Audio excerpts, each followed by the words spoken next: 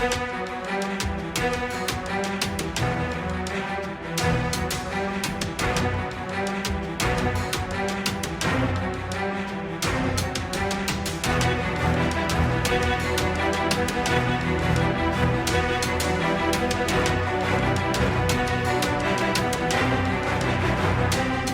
ही जी कार्यालय आहेत सिंचनाची पाटबंधारे विभागाअंतर्गत ही महाराष्ट्रामध्ये एकूण सिंचन महामंडळ 5 आहेत।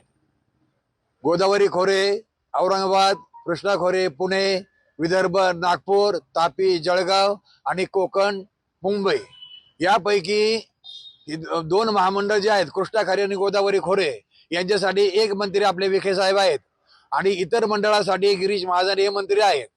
तर त्या 2 मंडळाकडे सध्या हे स्थलांतराची कार्यवाही चालू आहे।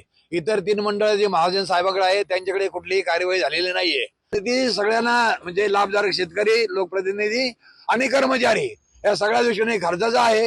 आता याच्यामध्ये बदलीपोटी याच्यामध्ये खर्च होईल फार मोठा। मुलाचे शिक्षणाचे ऍडमिशन झालेले आहेत त्यांची गैरसोय होईल, रोज अपडाऊन करावं लागेल।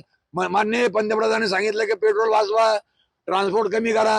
आता सगळ्यांना ट्रान्सपोर्टचा खर्च वाढेल आणि शासनाचा विनाकारण भुर्दंड होईल। सगळ्यात महत्त्वाची जागा ही इरिगेशनची जागा आहे, ही नगरच्या मध्यवर्ती आहे। 8 ते 12 एकरची जागा आहे।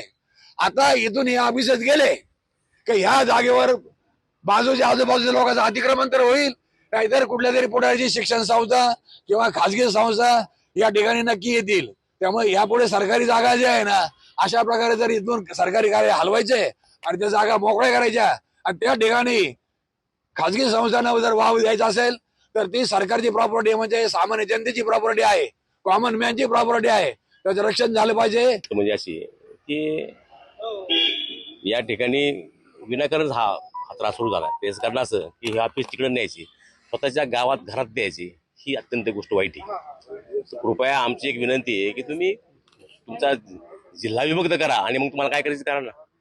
तुम्ही आज एवढं मोठं ऑफिस, परंपरा आहे, त्याला एवढ्या वर्षाची परंपरा आहे, ती परंपरा आहे आणि ते ऑफिस तुम्ही विनाकारण उचलताय कारण नाही। इकडे माहित ना पाथर्डी आहे, जामखेड आहे, इथपर्यंत हे लोक तिकडे येणार का ते परत?